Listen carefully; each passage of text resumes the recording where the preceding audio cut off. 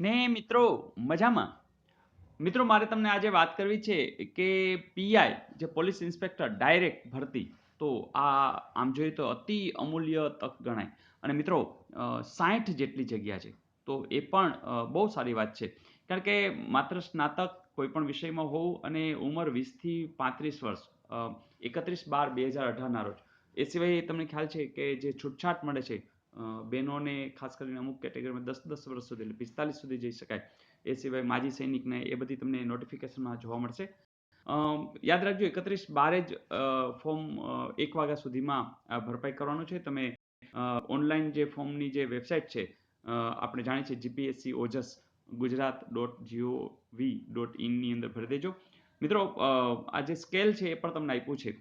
કહેવાની વાત એ છે મિત્રો કે આ કામની અંદર બહુ સારી તક કહેવાય અને એ ઓપોર્ચ્યુનિટી ખાસ લઈ લ્યો. વાત એટલી છે કે આ 60 જગ્યા આપણી જ છે અને તમારી જે તૈયારી છે એ જ તૈયારી તમને કામ આવી શકે છે. અમસ્તી ખાલી આ ડિટેલની અંદર જુદી જુદી કેટેગરીમાં તમે જોઈ રહ્યા છો કે 60 બીના અનામતમાં 31 છે, શારીરિક શૈક્ષણિકમાં, તો આખી ડિટેલ તમને આપેલી છે. તો એ તમે ઓજસની અંદર તમે આ જોઈ શકો છો. એમાં લાયકાત ને બધી ડિટેલ છે, પગાર ધોરણ પણ તમને આપેલ છે. તો આ એક વખત બહુ નિરાતે નજર કરી લેવી, જેથી કરીને તમને ખ્યાલ આવે કે કેવી રીતે છે. વિધવા માટે પણ અન્ય વાત છે, સામાન્ય શરતો છે, પ્રિલિમિનરી પરીક્ષા, તો એની પણ ડિટેલ છે. જેમાં 300 માર્ક્સની જે કસોટી છે, 3 કલાક તમને આપવામાં આવશે. ઓબ્જેક્ટિવ ટાઈપની હોય છે, તમે જાણો જ છો. એ સિવાય શારીરિક ક્ષમતાની પણ ડિટેલ આપી છે. તો 5000 મીટર દોડ, 1600 મીટર દોડ મહિલા માટે, અને સમય મર્યાદા પણ આપી છે. પુરુષ માટે 25 મિનિટ અને મહિલા માટે 9 મિનિટ ને 30 સેકન્ડ. આ સિવાય જે ઊંચાઈ, છાતીનું માપ, વજન, આ બધી ડિટેલ પણ તમે નજર કરી શકો છો વિડીયો સ્ટોપ કરીને. એ સિવાય જે મુખ્ય પરીક્ષા લેખિત હોય છે, એમાં Gujarati, English, general study 1, general study 2, એ 200 200 200 એવી રીતના 800 ગુણ હોય છે. એમાં 3 કલાકના આ બધા હોય છે, પ્લસ મૌખિક કસોટી પણ હોય છે 100 માર્કની. તો મિત્રો આ બધી પરીક્ષાઓની અંદર તમને શક્ય એટલી હેલ્પ એનડીસીની આપણી આ ચેનલ દ્વારા મળતી જ રહેશે. પણ મિત્રો આ હાઈ લેવલની એક્ઝામ તમારે ખાસ એટલે દેવી જોઈએ કે જેથી કરીને તમારો કોન્ફિડન્સ લેવલ અપ થાય. અને મિત્રો દરેક તૈયારીની અંદર કંઈક ને કંઈક વસ્તુ ઉપયોગી તમને થતી જ હોય છે. તો આ ડિટેલ જરા એક વખત નજર કરી લ્યો. પરીક્ષા કેન્દ્ર પણ જુદી જુદી પહેલી હોય છે. મૌખિક કસોટીની અંદર પણ મુખ્ય લેખિત પરીક્ષામાં જે નિયત કરેલે જે ગુણ હોય એના આધારે જે મેરિટ હોય એમાં 3 ગણાને એ લોકો બોલાવે છે. અને આ ખાસ હાજર રહેવું ફરજિયાત હોય છે, કારણ કે હાજર ન રહેનાર ઉમેદવાર આખી પસંદગી માટે એ આવી શકતા નથી. તો વાત આટલી છે મિત્રો કે તમે આ પરીક્ષા જરૂરથી દો. તમે ગ્રેજ્યુએટ હો તો આ સારામાં સારો ચાન્સ છે. બીજી વાત કે તમે પેપર દીધા પછી જેટલું આવડશે એના આધારે તમારું કોન્ફિડન્સ લેવલ પણ અપ થશે. તો આ બધી ડિટેલ નિરાતે એકવાર નજર કરી લેજો. બીજી મારે જે વાત કરવી છે એ વાત એ છે કે આ જે છે એ પરીક્ષાનો જે સિલેબસ છે, તો એ સિલેબસમાં તમે જોશો તો મજા આવે એવું છે કે એની અંદર મુખ્ય જે આપણે નિયમિત રીતે જે તૈયારી ચાલે છે એ જ બધી હોય છે. પરીક્ષાનું માધ્યમ ગુજરાતી અને અંગ્રેજી બંને હશે. મુખ્ય પરીક્ષામાં ગુજરાતી અને અંગ્રેજીના પ્રશ્નપત્રો સંબંધિત ભાષામાં હશે, એટલે તમે જે નક્કી કરો એ. અભ્યાસક્રમના અર્થઘટનના પ્રશ્નના કિસ્સામાં અંગ્રેજી અર્થઘટનને આખરી ગણવાનું રહેશે. પ્રાથમિક કસોટી તમે જાણો છો 3 કલાક 300 ગુણ, એમાં સામાન્ય અભ્યાસ હોય છે. શારીરિક ક્ષમતા પણ કસોટી હોય છે, જે તમને અગાઉ વાત કરી એમ જ છે. 5000 મીટર પુરુષ માટે અને 25 મિનિટ, અને મહિલા માટે 1600 મીટર દોડ અને 9.5 મિનિટ. મિત્રો મુખ્ય પરીક્ષાની અંદર ખાસ કરીને ગુજરાતી, અંગ્રેજી, સામાન્ય અભ્યાસ અને સામાન્ય અભ્યાસ 2, એ જે વર્ણનાત્મક હોય છે, એટલે એની અંદર તમારે ડિટેલમાં વાતો હશે. ટૂંકનોંધ હોઈ શકે છે, પત્ર લેખન, ઘણું બધું હશે. તો એ ડિટેલમાં આપણે જોઈશું. 100 ગુણ છે એ વ્યક્તિત્વ કસોટી, એટલે 900 ટોટલ હોય છે. એટલે આ મેઇન હોય છે. પ્રિલિમિનરીનો હેતુ એટલે જ હોય છે કે તમે ખાલી એન્ટર થઈ જાઓ મુખ્ય પરીક્ષા દેવા માટે. તો આ એક મહત્વની વાત છે. મિત્રો પ્રાથમિક પરીક્ષાનો જે અભ્યાસક્રમ છે એમાં હેતુલક્ષી 300 ગુણ, બરાબર, તમને જે વાત કરી હતી બંને માધ્યમમાં તમે દઈ શકો છો. એમાં ખાસ કરીને ઇતિહાસમાં સિંધુ ખીણ સભ્યતા, આ તમે નિરાતે જોશો તમને ખ્યાલ આવશે કે મોટાભાગનું આપણે કવરેજ કરતા હોય છે એ જ હોય છે. એ જ રીતે સાંસ્કૃતિક વારસો ભારત ગુજરાત બંનેનો, આપણી જે લોક સંસ્કૃતિ છે, આદિવાસી જનજીવન છે, આપણા જે ગુજરાતના તીર્થ સ્થળો છે, પર્યટન સ્થળો છે, એની પણ વાત. પછી રાજ્ય વ્યવસ્થા, બંધારણ અને આંતરરાષ્ટ્રીય સામાજિક ન્યાય, આ બધા આ સંબંધો. તો આ પણ તમે જાણો છો એમ કે લગભગ ભારતીય બંધારણ, પંચાયતી રાજ, આ બધું જનરલી આપણે નજર કરતા હોય છે અને એ જ વાત હોય છે. એ જ રીતે ભારતીય અર્થતંત્ર અને આયોજન. તો આપણે સ્વતંત્રતા પૂર્વે જે ભારતીયનું અર્થતંત્ર હતું, અત્યારની જે પોઝિશન છે, કૃષિ ક્ષેત્રમાં અગાઉનો જે પરિસ્થિતિ, અત્યારે પણ કેટલો વિકાસ થયો છે, જાહેર વિત્ત વ્યવસ્થા જે છે, વિદેશનો વ્યાપાર, એનું અનુસંધાન. તો અર્થતંત્રને લગતું તમામ વસ્તુ કવરેજ થતી હોય છે. જેમાં તમે જૂના પેપર્સમાં નજર કરશો તો પણ તમને ખ્યાલ આવશે.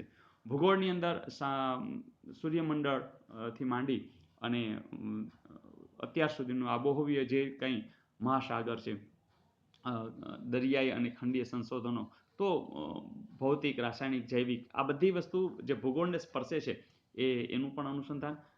એ સિવાય ભૂસ્ખલન, ભૂકંપ, ચક્રવાત, આ બધાની અસરો, એના વિશેની વાત. સામાજિક ભૂગોળની અંદર અત્યારનું જે પર્યાવરણના સંદર્ભે જે જનજાતિ, સાક્ષરતા, વ્યાવસાયિક સંચાલન, આ તમે જોશો તો તમને ખ્યાલ આવશે કે આ પણ જે સ્પર્શતું હોય છે રૂટીનની અંદર, થોડુંક ઊંડાણપૂર્વક જે અભ્યાસ છે એને અનુસંધાને હોય છે.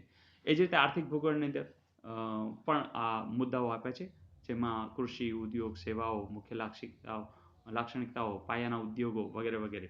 વિજ્ઞાન અને ટેકનોલોજીની અંદર વિજ્ઞાનનું જે સ્વરૂપ, એટલે આમ જોઈએ તો પાયાથી માંડી અને 10 ધોરણ સુધીના લગભગ વિજ્ઞાનની વાતો, અને સાંપ્રત જે પ્રભાવો છે એની પણ અનુસંધાન હોઈ શકે છે. ખાસ કરીને સરકારની જે નીતિ છે, પરમાણુ નીતિ છે, એના કાર્યક્રમો, એના અનુસંધાન, પર્યાવરણના સંરક્ષણ માટેનો વિજ્ઞાન ટેકનોલોજીનો ઉપયોગ, અને સાંપ્રત જે પ્રભાવો છે એનું પણ આની અંદર આવી શકે છે.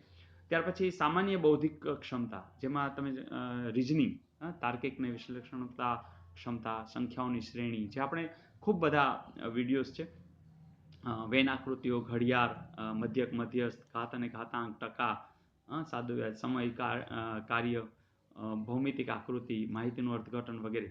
અને પ્રાદેશિક, રાષ્ટ્રીય અને આંતરરાષ્ટ્રીય કક્ષાના સાંપ્રદાયિક કરંટ ટોપિક્સ. તો મિત્રો આટલી મુખ્ય વાત છે. અને આ પાસ થઈ જ જશો પછી મુખ્ય પરીક્ષાનો અભ્યાસક્રમ, જે પણ તમે જોઈ શકો છો કે 200 ગુણનું જે ગુજરાતી છે એમાં નિબંધ છે, વિચાર વિસ્તાર છે, સંક્ષેપીકરણ છે, ગદ્ય સમીક્ષા છે. આના પણ અમુક મુદ્દાઓ મેં આવરી લીધા છે. પત્ર લેખન છે, ચર્ચાપત્ર છે, અરજી લેખન છે. તો દરેકના ગુણભાર સહિત આપ્યું છે. તો ભાષાંતર, અંગ્રેજીમાંથી ગુજરાતીમાં અનુવાદ, સંવાદો કેવી રીતના થાય, બે વ્યક્તિ વચ્ચેનો સંવાદો, જૂથ ચર્ચા, વ્યાકરણની અંદર રૂઢિપ્રયોગો, વાક્ય પ્રયોગ, એનો કહેવતોનો અર્થ, સમાસ, એનો વિગ્રહ કરીને ઓળખ, છંદ ઓળખાવો, અલંકાર ઓળખાવો, શબ્દ સમૂહ માટે એક શબ્દ, જોડણી શુદ્ધિ, લેખન શુદ્ધિ, ભાષા શુદ્ધિ, સંધિ, જોડો કે છોડો, વાક્ય રચનાના અંગો. તો આમ કરીને 200 ગુણ હોય છે. સેમ વસ્તુ અંગ્રેજીની અંદર પણ એસે, લેટર રાઇટિંગ, આ બધાના માર્ક્સ આપ્યા છે. પ્રેસ રિલીઝ, પ્રેસ અપીલ, આ અંગ્રેજી ભાષાનું કૌશલ્ય કેવું છે એની ચકાસણી હોય છે. Report writing, dialogue writing, formal speech, precise writing, reading comprehension, અને ગ્રામરની અંદર પણ tenses, voice, narration, transformation of sentence, use of articles, use of preposition, phrasal verbs, idiomatic expressions, administrative glossary, synonyms, one word substitution, cohesive devices, affixes, word that cause confusion like homonyms, homophones. એ જ રીતે translation, ગુજરાતનું અંગ્રેજીમાં translation, short passage પણ આપ્યો હશે. તો આમ કરી અને 200 ગુણ હોય છે. એ સિવાય જોઈએ તો સામાન્ય અભ્યાસ, જે મુખ્ય પરીક્ષા જે વર્ણનાત્મક હોય છે એમાં 200 ગુણ. તો એમાં 12 પ્રશ્નો 5-5 ગુણના, 8 છે 10ના, અને 4 પ્રશ્નો 15 ગુણના. તો એની શબ્દ મર્યાદા પણ આપી છે. જેમાં ઇતિહાસ, તો સિંધુ ખંડની સંસ્કૃતિ, મૌર્ય ગુપ્ત સામ્રાજ્ય, વિજયનગર સામ્રાજ્ય, દક્ષિણ ભારતના મહત્વના રાજવંશો, ગુજરાતના મહત્વના રાજવંશો, શૈક્ષણિક સંસ્થાઓ, તક્ષશિલા, નાલંદા, વલ્લભી, આ બધી ટૂંકમાં આપણા ઇતિહાસની અંદર તમે જોશો 12મા ધોરણ સુધીનો ઇતિહાસ લગભગ કરશો તો મોટાભાગનું કવરેજ થઈ જશે. પ્લસ વધારાની બુક્સ, રેફરન્સ બુક્સનો તમે ઉપયોગ કરશો સાંસ્કૃતિક વારસો જેમાં અગાઉની જે સંસ્કૃતિ છે પ્રાચીન સમયની એની શિલ્પ સાહિત્ય કળાના જે સ્વરૂપો એનું અનુસંધાન, ભારતીય ચલચિત્ર અને રંગભૂમિ અને એનો પ્રભાવ, તો એ પ્રાચીન ને અર્વાચીન બધું આવરી લેવાય.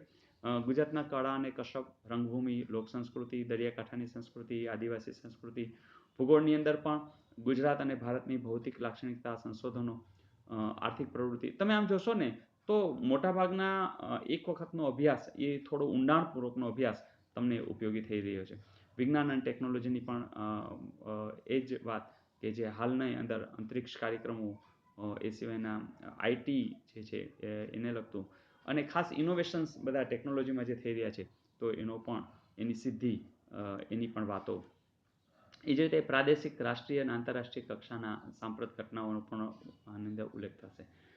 સેમ વસ્તુ મુખ્ય પરીક્ષામાં બીજા વિભાગની અંદર રાજ્ય વ્યવસ્થા, બંધારણ એને અનુસંધાને, લોક પ્રશાસન અને શાસન એના અનુસંધાને, લોકસેવામાં નીતિશાસ્ત્ર, તો નીતિશાસ્ત્રના સંદર્ભે બધી વાત, અર્થતંત્ર અને આયોજન, તો એમાં પણ તમે ડિટેલમાં બધી વાતોને આવરી લીધી છે.